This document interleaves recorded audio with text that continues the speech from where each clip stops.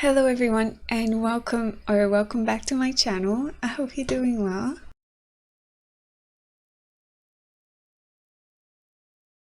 As I've mentioned in my last video, I was feeling like I was spending too much time on Twitch and doing things that were wasting my time instead of doing things that I truly wanted to do. So I decided to try a dopamine detox for a week.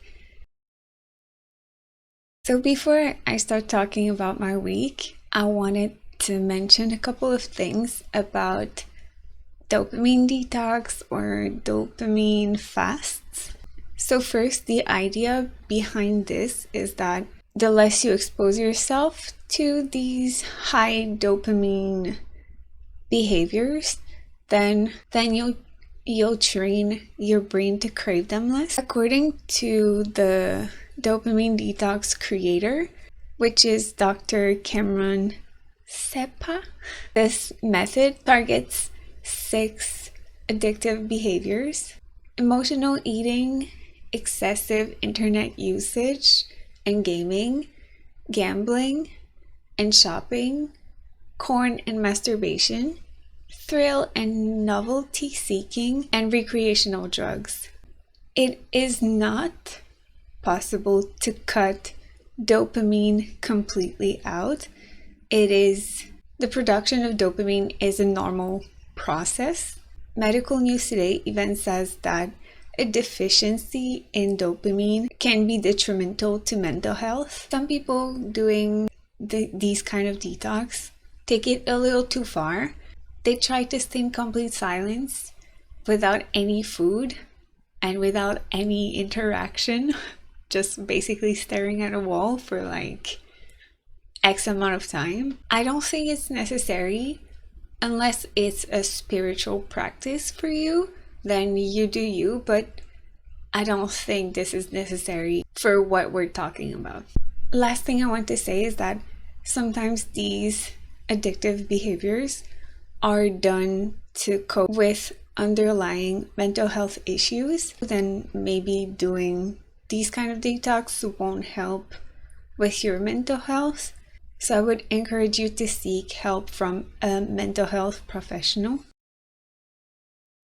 To help me succeed during my week, I did a couple of things. The first thing is I took a break from streaming. I stream 3 times a week on Twitch. So I took a little over a week off of streaming, so I would stay away from Twitch as much as possible, because I still use my computer because I wanted to learn dances. I wanted to continue learning how to play guitar, and like I cook, I need recipes from my computer. So I added a couple of extensions to my browsers. I added Unhook. It's for YouTube. It hides a couple of things. You can hide, there's a list of things you can hide. You can hide the recommendations, the channels you follow, notification, comments, a lot of things. So you can cater it to what is more useful for you.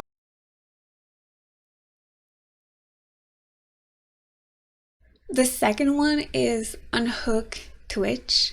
Sometimes I do need to access Twitch because I create content on Twitch. So I did 2 things. I added Unhook Twitch. So if I went on Twitch, I didn't see who was live. I didn't have recommendations or things like that. And also in my bookmark bar, usually I have the link to Twitch because I go on there often for content and for other reasons. So I added a direct link to the creator dashboard instead of the Twitch website, and do the things I need to do instead of seeing who's live and etc. That's for if you stream on Twitch. That's my little tip. Last thing I added is delayed gratification, this extension puts a timer.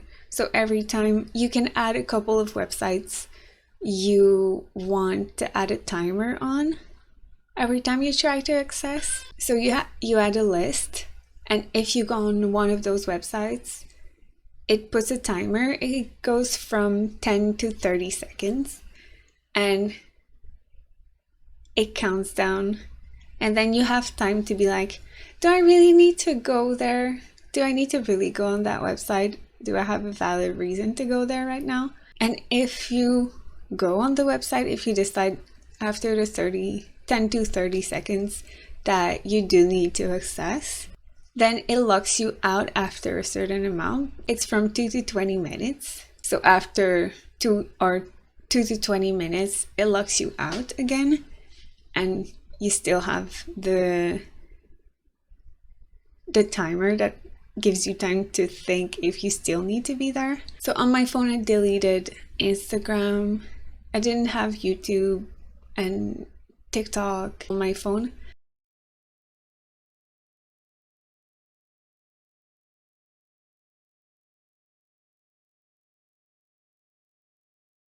But it was only a temporary thing because I use Instagram for my content. I post things when I go live. I post my dancing videos also on Instagram. And Twitch, I need the app when I want to raid. If you know, you know. But I need these apps.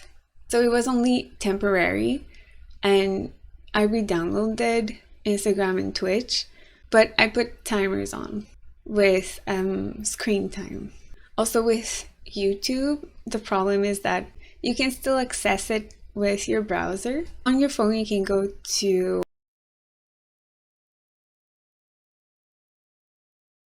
so I added YouTube. It doesn't stop you from going. Like, you can still go through hoops and stuff and still access it, but the goal is to make it harder for you. If there's more steps, then the more time you have to be like, you know what? I'm not going to go through all the hoops to go on that website. I also added activities that I wanted to do during my week off the internet, like playing guitar, like learning new dances. I was reading more. I bought a coloring book just for fun. I already had coloring pens. You know, why not? I just wanted to find off-screen activities to do. Also, during that week, I wasn't bringing my phone with me everywhere. I would kind of leave it on my planner and just go about my day.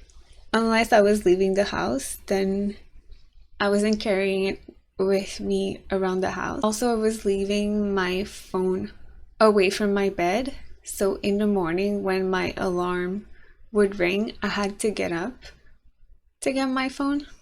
So it would stop me from scrolling in the morning or scrolling before bed. And once I was up, well, I'm up, so might as well start the day, right? Actually, after that week, I decided that I really enjoyed having my phone away from my bed. So I bought, because usually my phone is charging during the night on my smart power bar. So I bought a longer cable so I could put my phone far away but still keep it plugged into my power bar. Also, during my week, I wasn't bringing my phone into the bathroom. I think I'm not the only one that does toilet scrolling. And also another thing is, after my shower, often I would take my phone. Like, the first thing I would do after my shower is pick up my phone and look at stuff. So I listen to music while I shower. So what I did, I would still listen to music while I shower, but instead of leaving my phone in the bathroom, I would leave it outside. because I have a Bluetooth waterproof speaker. So what did I learn during my dopamine, not really detox weekish? The first thing is, I don't think it's possible in this day and age to go completely off your phone. Like, I use my phone for my alarm clock. I use my phone is like, I use my phone as a calculator. I call people. Like, I don't have a landline. There's so many things you need it for. It's unless you go like live in the forest with no contact with society and you're self-sufficient. I don't think it's possible. And right now my sister is abroad, so I need updates. So I can't just stop using my phone completely. My work schedule and work updates are also on an app on my phone. I have my calendar. There's just too much. I can't go without my phone. It's like not really possible. The second thing is I mindlessly pick up my phone more than I thought. I didn't realize it before I started my week, but sometimes I would like look to pick up my phone, but my phone wasn't there. And I was like, why would I pick up my phone now? I don't need it. But it's just really like, you just do it very mindlessly. You just suddenly feel like picking up your phone, but there's no real reason why. The third one is that not all internet use is equal. Not all the time you spend on your phone is wasted time. Like I said, I'm learning guitar. I made flashcards for me to memorize the chords. I speak to my sister, looking at my calendar. There's just so many things that you can do on your phone that is not time wasted.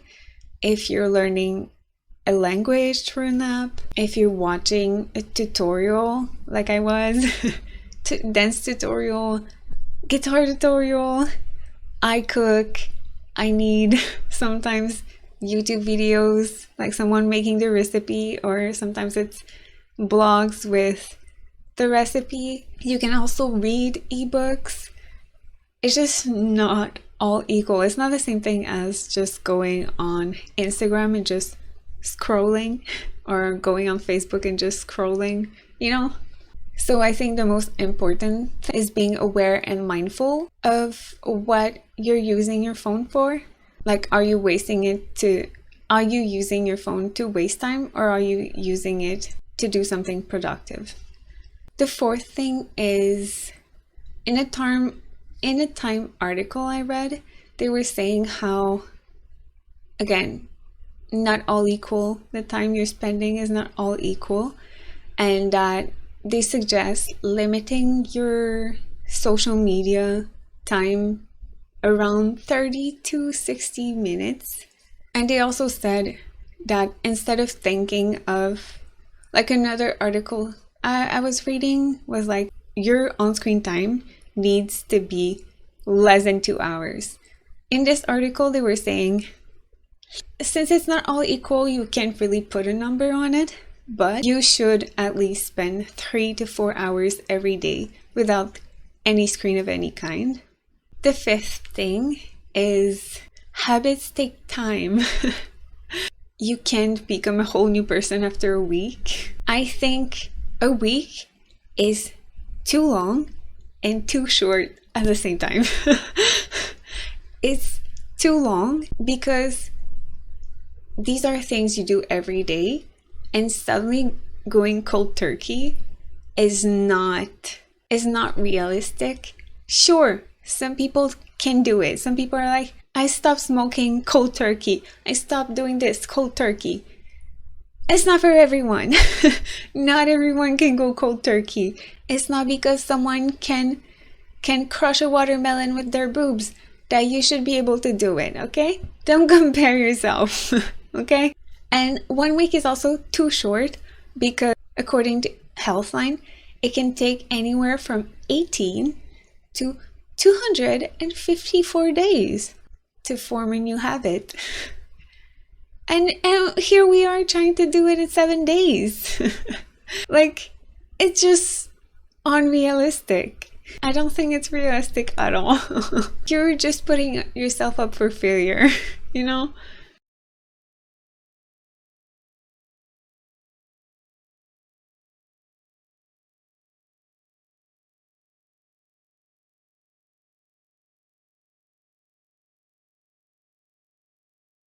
The sixth one is don't overwhelm yourself trying to create tons of new habits at the same time.